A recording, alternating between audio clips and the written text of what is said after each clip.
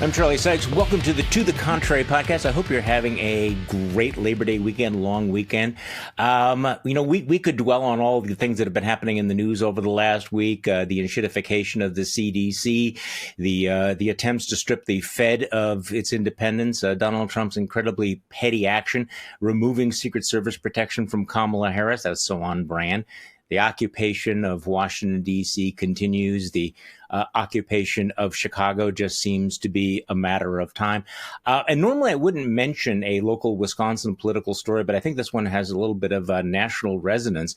On Friday, we got the surprise news, and this really was a surprise news to people here in Wisconsin, that conservative state Supreme Court Justice Rebecca Bradley announced that she is not running for re-election next year. Now you might remember that the Wisconsin Supreme Court elections have become the most expensive judicial elections in the country, in part thanks to Elon Musk. Remember when Elon Musk parachuted into Wisconsin and pumped something like $20 million into the campaign of another conservative candidate for the Wisconsin Supreme Court and lost badly. In fact, I think you could say that that was one of the turning points in Musk's brief political career.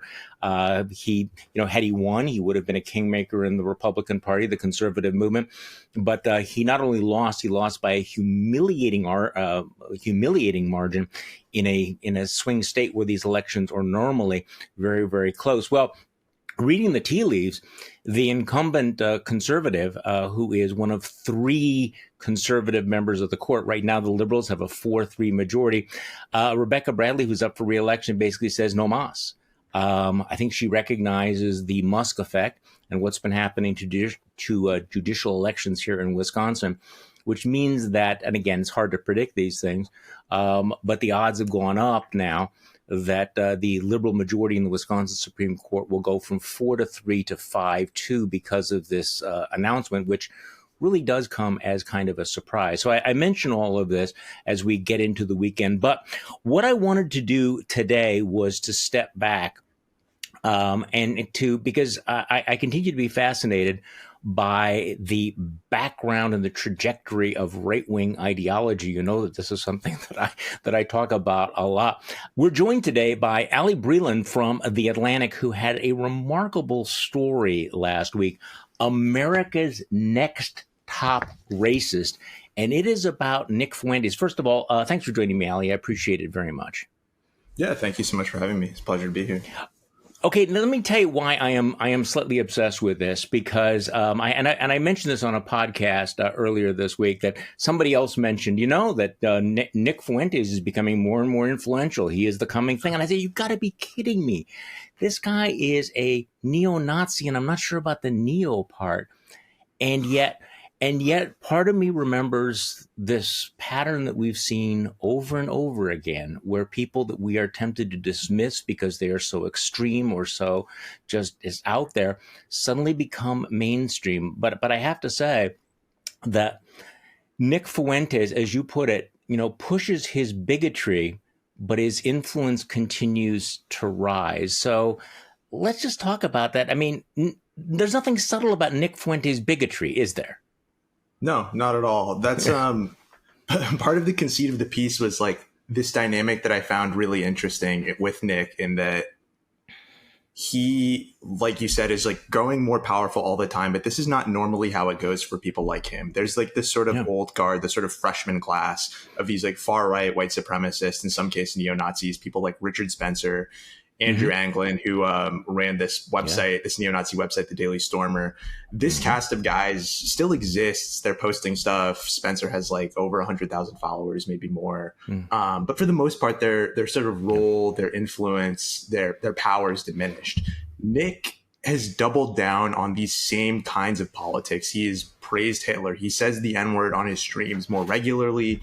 He says like very clearly racist things. There's no like dog whistles with Nick ever. He's just like saying the worst things you can say out loud.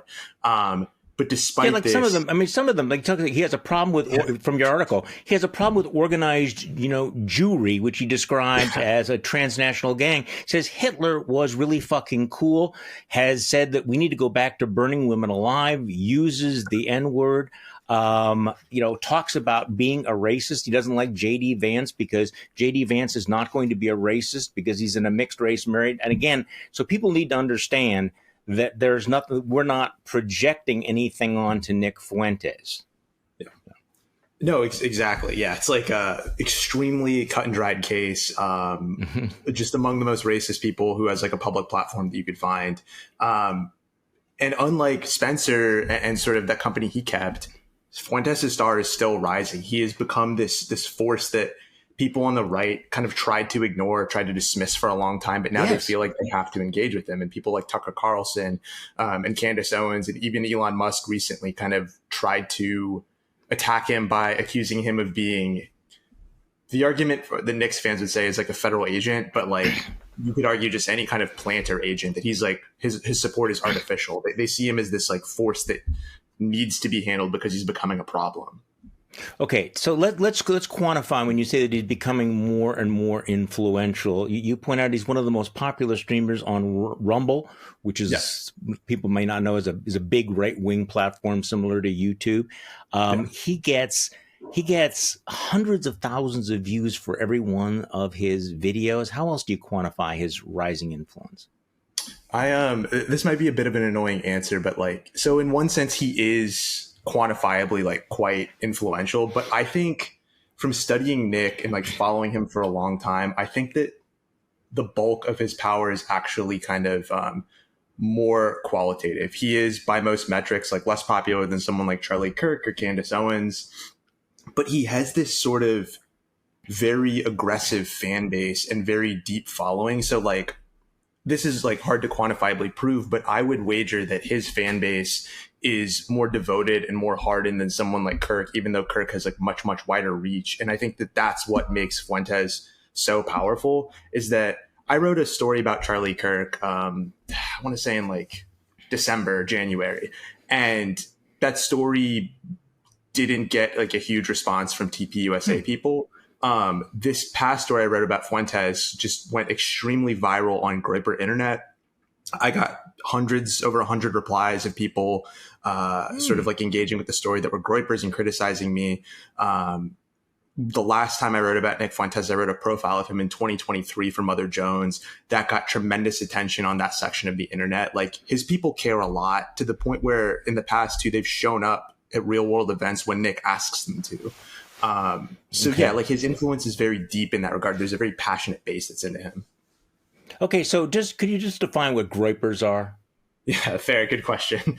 I take this for granted sometimes, but Groyper is there's different types of Pepe the Frog. Pepe is this meme that became it was like a 4chan thing, and it became adopted by the far right. Not all of 4chan is far right, but the far right section did adopt Pepe as this like sort of joke figure.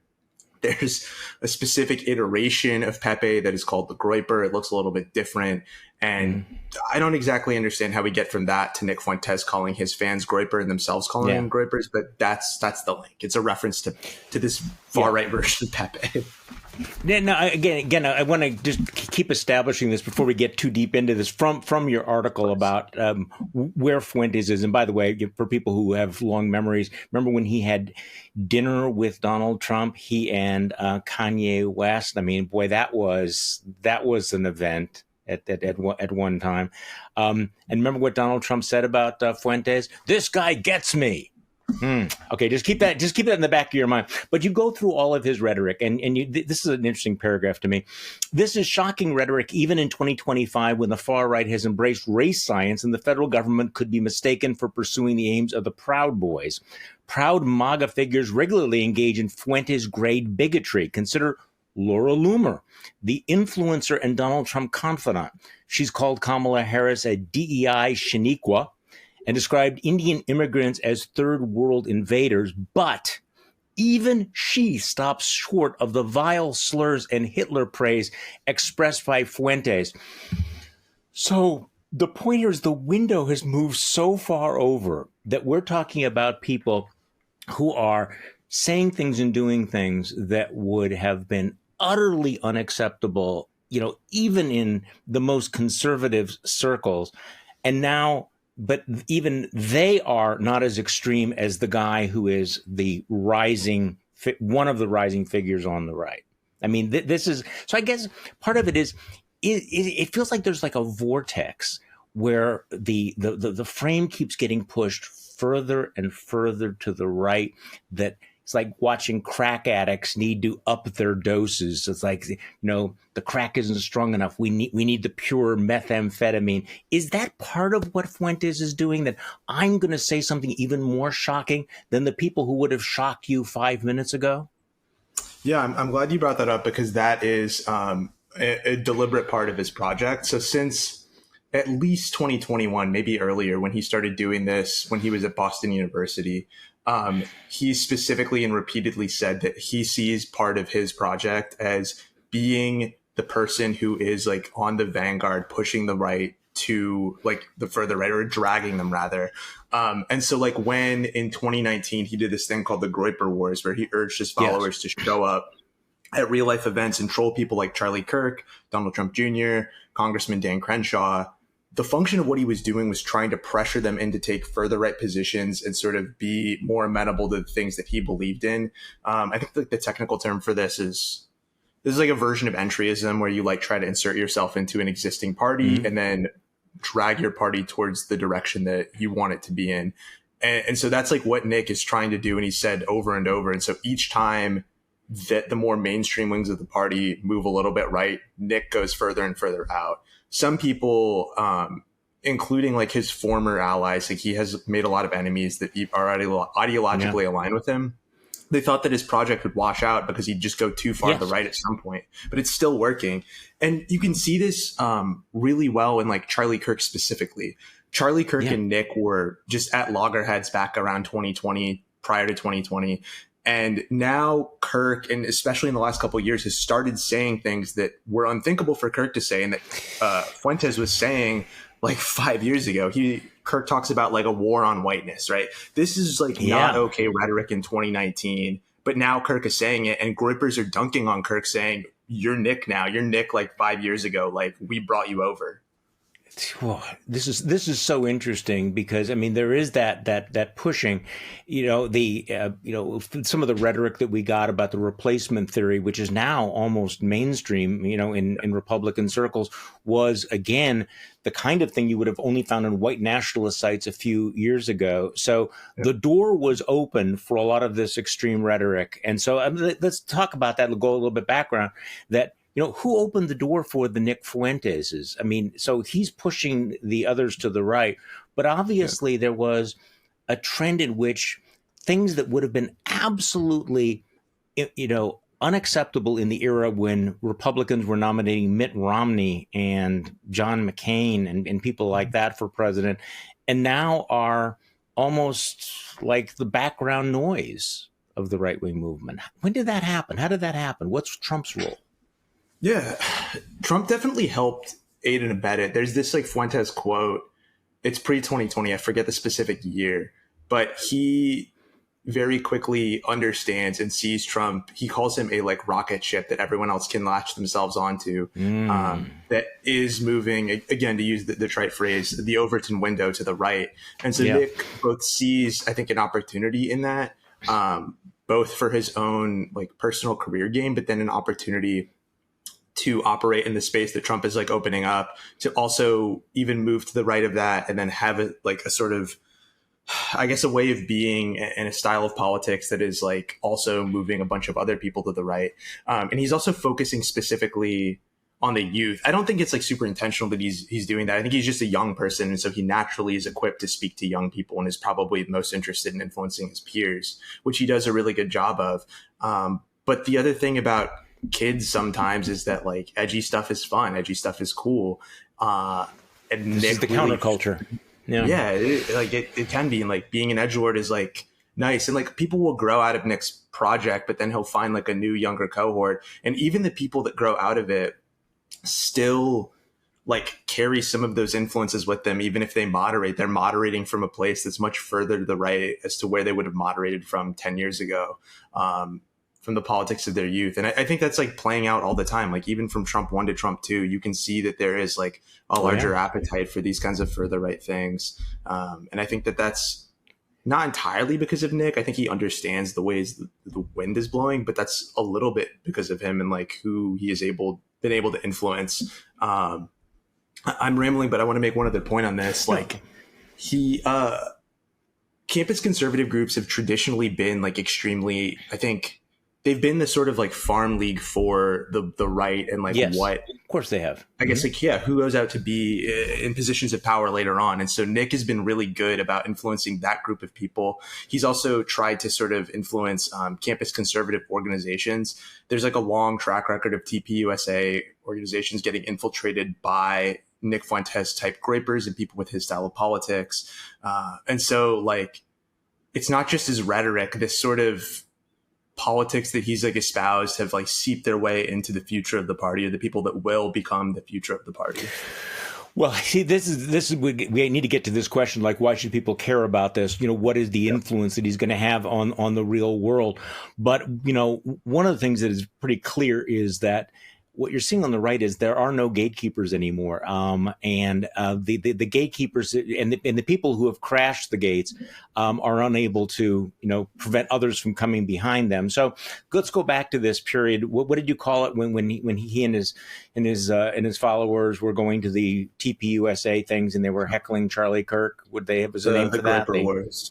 Okay, the Great War. So I really thought at some point, perhaps naively, that, you know, when a lot of these very, very, very edgy folks began to break with him, you know, Charlie Kirk, you know, even Marjorie Taylor Greene, even Paul Gosar, Laura Loomer, all of these people, Tucker Carlson, are saying, you know, Fuentes has got to go. It hasn't worked. That's amazing to me. So, you mentioned the name Richard Spencer. Richard Spencer was a very prominent white nationalist, white supremacist who is now, I think, very much marginalized. Why does Tucker? Why has people like Tucker Carlson and Candace Owen and Charlie Kirk failed to stop to the rise of Nick Fuentes? I mean, that's amazing to me. You would think that when these guys who were really on the edge are going, hey, you know what, this guy's too crazy, but it's not working, is it? There's no limit. There's no guardrail. Yeah. There is two broad answers to this. I think that one of them is technological, and I think that the other is substantive. On the technological bit, Nick just was like using the platforms and the technology that were really going to be useful and are useful now in building parasocial relationships with the younger generations that these people that were criticizing him don't have access to or were not using in the same way. Nick, even now, I think is being clipped a lot and goes viral on TikTok. And his like style of speaking too, and his like sort of charisma, he's like very, very talented. This is something that Tucker like acknowledged even as he was criticizing him. He's just like very like good at what he does. That made him, I think, like they gave him a broad appeal that put him in a lot of places that made it hard for him to be shut down and pushed out. And then on the sort of substantive bit of it, he spoke specifically to the kinds of things that young people really, really cared about in a way that not no one else, but almost no one else is talking about. And this has made him extremely durable. He has like a sort of nearly an ideological mode. He's not like completely alone. He talks about the sort of material and financial issues that really stress younger generations out and stress Gen Z out a lot in a way that no one else is quite equipped to do. Tucker Carlson gets like very close, and I think that he is the other person who speaks to these issues the best. But like ultimately, like a guy who's, you know, now he's 26, 27, but when he was 22, 24, that's just like more appealing to listen to someone tell you about these kinds of things who is your own age than Tucker Carlson, who again is good at speaking about them, but, you know, lives in like a really nice house in Maine and is really rich right now. I think the other bit of it too, more recently, is that Nick is also one of the only voices on the right to kind of give, if people are interested in criticizing Israel, like, your options are either to go to the sort of like further left than liberalism, or you don't have another place unless you're a right winger. If you're a right winger, and Nick is like one of the only avenues for that. His avenue is extremely anti-Semitic and like bad, but like extremely. This is, this is like, I guess, how this is very appealing, I think, to people, and makes him very, gives him a lot of power. Well, you also wrote this. You said the secret to Fuentes' success may be that he shares the politics of many far-right Trump supporters, but does not position himself as a MAGA personality. He's not limited by the party line or by the desires of wealthy Republican donors. So is he basically say, look, I'm free. I'm going to give it to you straight when these other guys are party liners. Is that part of the appeal? There is an aesthetic dimension that I think people read as authenticity that is very appealing. But I think that the actual practical implication of that is that he doesn't even have to say, I'm more authentic than these other people. He just simply talks and doesn't ever contradict himself. And so that makes him like super, super attractive. Okay, so let's talk about why this matters, and we've touched on this. I mean, first of all, he clearly is drawing other fringe right folks to the in his direction, and I've seen this over and over again over the last decade and a half, is that nobody wants to be flanked on the right, so they become more and more radical because you don't want to be the establishment figure. So you're starting to see Charlie Kirk saying some of these things. You're starting to see you're starting to see Tucker Carlson say some of these things, but you also talk about the way that his style is infiltrating the government and our politics. So talk to me a little bit about that, because that's one of those moments where you go, oh shit, this is part of what's happening, that you actually point out that the White House now posts on X in a gleefully cruel style that seems inspired by Fuentes followers. Talk to me about that. Yeah, I think that the world was like really different in 2016 through 2020. But part of the reason that the White House did not post in this style was because there was not anything close to a mainstream like meme vocabulary. Even if this isn't mainstream, like even towards the mainstream of the right, or like if you were like a little bit online, like it was harder to find these kinds of things. And the posting style that Nick helped promulgate and like, like what he was able to do was establish this language of posting in this like really hardcore way that wasn't just him, but was like sort of the internet that he came from. There's like gleefully cruel, though, is a good way of describing it. Exactly. And when you see it, you know exactly what you're talking about. Yes. Yeah. And now that's like what the White House posts to like go to the point. They're referencing things like Which Way, Western Man. They're referencing this style of not just him, but in the way that he comes from. And there was this specific instance where someone that was identified as a groyper or self-identifies, the White House posted one of their memes, which just kind of shows the reach that his sort of like digital footprint has. And some of the people who are, some of his supporters are in significant positions in the administration. I mean, this is the other thing, is to recognize that some of these youth organizations tend to be feeders. And I think the most disturbing name that shows up in your article is Paul Ingrassia. Is that how you pronounce it? He's the liaison to the Department of Homeland Security. And this guy has been, I can't believe this, has been nominated to lead the U.S. Office of Special Counsel. So, so Paul Ingrassia is a supporter of Nick Fuentes? Yeah, I think that Paul would contest this. He declined to speak for the story. But what Paul has said, to be very clear, so that the listeners can make their own decisions on this, is that he, in a Substack post, wrote "Free Nick Fuentes" when Nick was I think it was banned from Twitter or something like that. His argument was that it was on free speech grounds, but like, that's a very specific person to make a free speech argument over. Yeah. There's other free speech people he's not, or issues of censorship he's not talking about. And then he was also at a Nick Fuentes rally. A reporter that was there, Amanda Moore, told NPR that he was there for about 20 minutes. Ingrassia disputes this and says he was there for 5 to 10 minutes, didn't fully understand what was happening, and left. But yeah, it seems like he does know who Nick Fuentes is and seems to have like an interest in him. And Ingrassia also has his own sort of like far right politics, and is, again, I don't know if he's a groyper for a fact, but he has this sort of groyper style of operating online and being aggressive about his political positions and sort of being on this like far right kind of vanguard.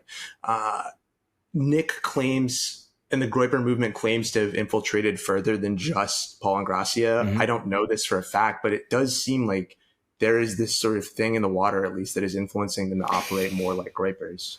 See, this is the thing in the water. It's I think what people need to understand is there's like this gravitational pull to the right, so that you may not use the rhetoric of a Nick Fuentes, but the support for the white ethno state is there, and it's influential, and it's been well documented how. I mean, it's hard for me to even talk about Laura Loomer as less extreme than Nick Fuentes, because she is I think she's a crazed, openly, bigoted individual. And yet it's been well documented that she's incredibly influential with the Trump administration. We have Tucker Carlson, who's embraced the replacement theory, who's very, very influential on the right. On Friday on my newsletter, I wrote about Stephen Miller.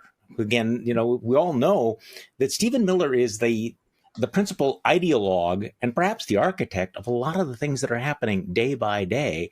And you read Stephen Miller, and he doesn't engage in the kind of like really vicious slurs of Nick Fuentes. But what is, if you were drawing an ideological map of the world, where would Nick Fuentes, Laura Loomer, Stephen Miller be? That's a good question. I think that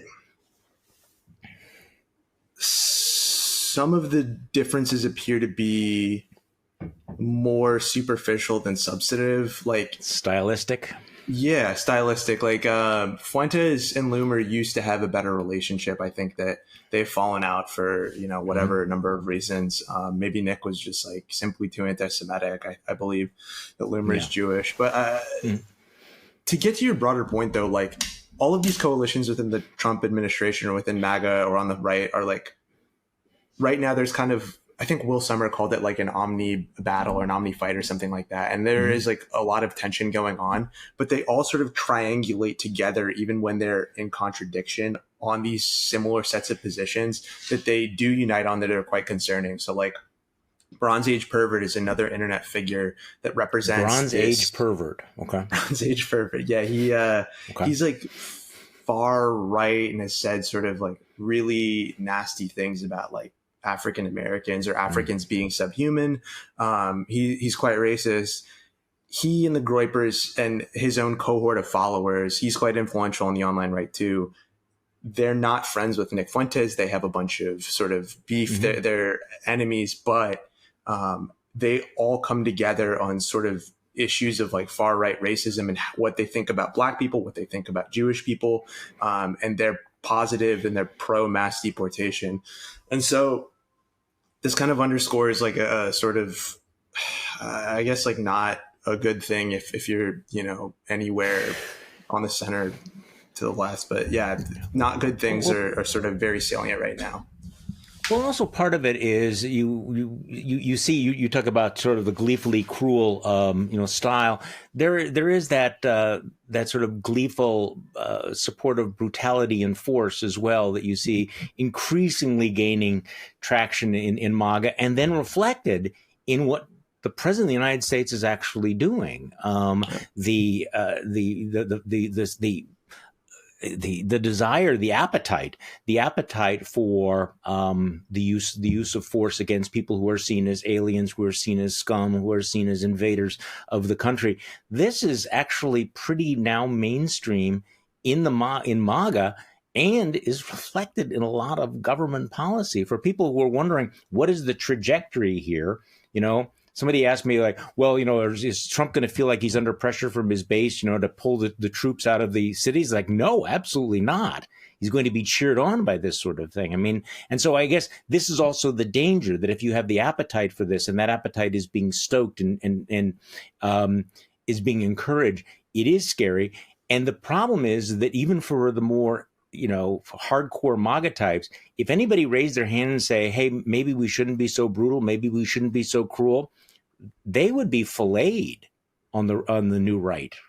Correct? Yeah, absolutely. Like, they'd be dogpiled online. There's, I think, people who are in positions of power now that have like entrenched themselves or like have sat down and like have committed to these kinds of positions. The point of like all of these things kind of meeting in the middle is it does embolden Trump. And the other thing too, that's like, I'm trying not to make a slippery slope argument, but that is like kind of, as these things keep going further and further to the right, you can kind of see the inklings of new things that are starting to happen, and they're nascent, that suggests like an even further right movement is coming. So like mass deportations and the focus on like illegal immigrants are, that's like one thing that the administration has pushed like very aggressively. Yeah. They've also floated and started to talk about, I guess, like ending birthright citizenship, and then not just ending birthright citizenship, but then revoking the citizenship of citizens whose like parents maybe got citizenship or were like residents illegally and things like that. And then on the online right too, you can see a sort of rhetorical framework being established around this kind of argument with this new internet term. It's not new, but it's become more popular lately, called heritage Americans, arguing that people that have been here for generations deserve more, owed more than people who have been here for a less amount of time. And you can kind of see these like hierarchies that starts to establish that go further than just, if you're illegal, you need to go, or if you are a criminal, you need to go. Then it becomes you're an illegal, and then it becomes, you're not white and we need to strip your citizenship, and so on and so forth. So you touched on this before, but where does this go? Let's talk about post Trump. And by the way, day by day I'm less convinced that Trump is not going to go for a third term. But let's just say that he doesn't, and that we go past this. Your article starts with Nick Fuentes' attack on J.D. Vance. That J.D. Vance is not the guy. That he's not racist enough. He's married to a non-heritage American woman. So where do you see this going in terms of the factions? How does it play out, do you think? Yeah. Does it break apart, I guess? Is it going to continue to be this monolith that we've had when Donald Trump has loomed over the political landscape? I'm curious. I don't fully know, but I do think that these kinds of ideas will continue to live on, because the people that are passionate about them have like kind of figured out how to wield the levers of power effectively to make sure that these kinds of very far right, very nativist style of politics stays. And like, I mean, we'll see what the tech right does. Like, I'm not convinced that they're out of the picture at all, even though they've been more quiet lately. These are people with billions of dollars. But I do think that, like, to the point of what Nick has already established, like, there's a group of young people whose politics have been trained and built in this very far right environment. They're not just going to go away.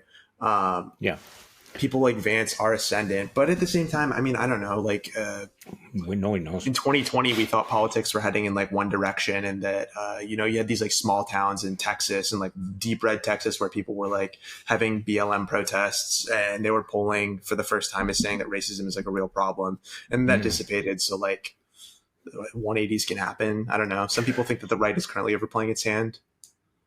You think? So explain something to me that I don't fully understand. You mentioned the tech bros, the tech billionaires who have tended to be more libertarian and clearly, given the nature of their industries, have not been as nativist as other elements of MAGA.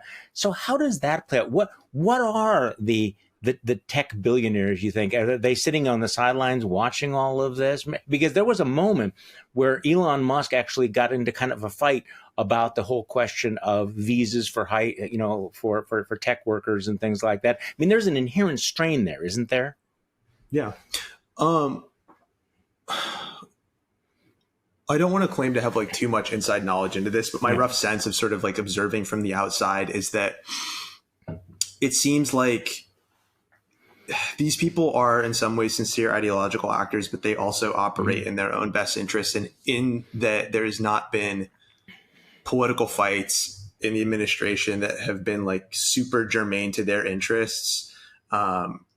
Like the H-1B fight was over high skilled immigration, that they found it probably in their best interest to kind of be quieter. That said, they do definitely care about things that are not just purely related to their own bottom line. There's an interesting moment, and I'm curious to know where he is on it now, where Mark Andreessen was tweeting cryptically a lot about the Civil Rights Act and how it was a vector for how it was like he saw it as a weakness that forced tech companies to hire Chinese people that could potentially, in his view, be national security threats by stealing technology and bringing it back to China.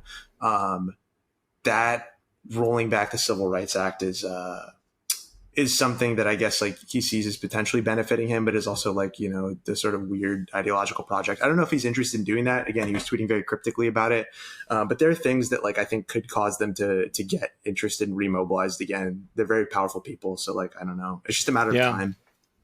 Whatever happened to Elon Musk, by the way? Have you heard from him at all? Yeah, I mean, he's like out tweeting. He's like become, this is not news, but like, there was did you see like the Scottish the woman that went viral on right-wing Twitter? Yeah, tell me about the axe and the knife. Yeah. It seems like it was like there was a lot of misinformation about it, but like Elon Musk was right up there with this far right figure Tommy Robinson in disseminating information. He's like, there's just like a full singularity between him and people like Alex Jones and sort of disseminating these conspiracy theories. You know, I mean, you mentioned, you know, now I started thinking about Elon Musk. Among the things that kind of have gotten lost in all the shuffle of all of the shock and awe, and going back to the white ethno state, how extraordinary it is that the Trump administration is giving refugee status to white South Africans. At the same time, it is shutting the door to people all around the world. Again, just a few years ago, the notion that somehow we would embrace white South Africans uniquely as victims would have been so absurd, and yet it is now official U.S. government policy. So if you wonder what the sort of the penumbra, the echo of some of this is, you're seeing it in things like that. But that's Elon Musk, right? The South African thing, which is weird. Yeah, he has certainly gone like an ideological, I wouldn't call it a progression, an ideological arc. He's been on an ideological arc that is like hard to fully grasp or understand from like the Obama years, where he did see himself as like a liberal or a Democrat. But yeah, that kind of thing does, I think, to the point you're making or you're hinting at, like give up the entire game. This is like a group of people that they supposedly needed help, but there was only like, I think a few dozen of them that ended up coming here.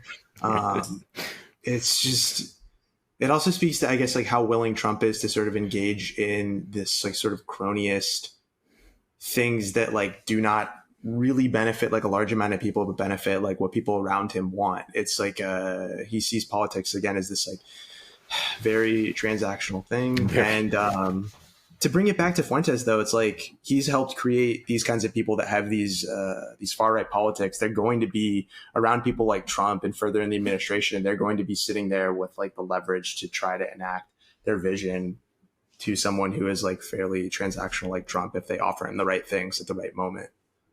No, I mean, this moment could be one of those moments that we're going to feel the reverberations for 40 or 50 years. You know, you think about the influence of, say, the late 1960s, 1968, all those people that came into politics during that period, you know, how much influence they had in previous decades. And that could be the same.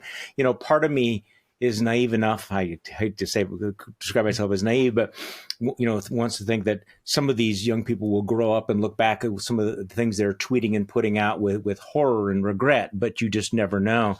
So this piece is, I have to say, is a really an important piece. It's in the Atlantic. America's next top racist. No matter how far Nick Fuentes pushes his bigotry, his influence continues to rise. It is really a must read. Ali Breland, thank you so much for your time this weekend. I appreciate it. Thank you so much. I really appreciate you having me on. And thank you all for listening to this Labor Day weekend edition of To the Contrary podcast. You know why we do this, why we're going to continue to do this into the fall, into the winter, and as long as it takes, because we need to keep reminding ourselves that we are not the crazy ones. Thank you.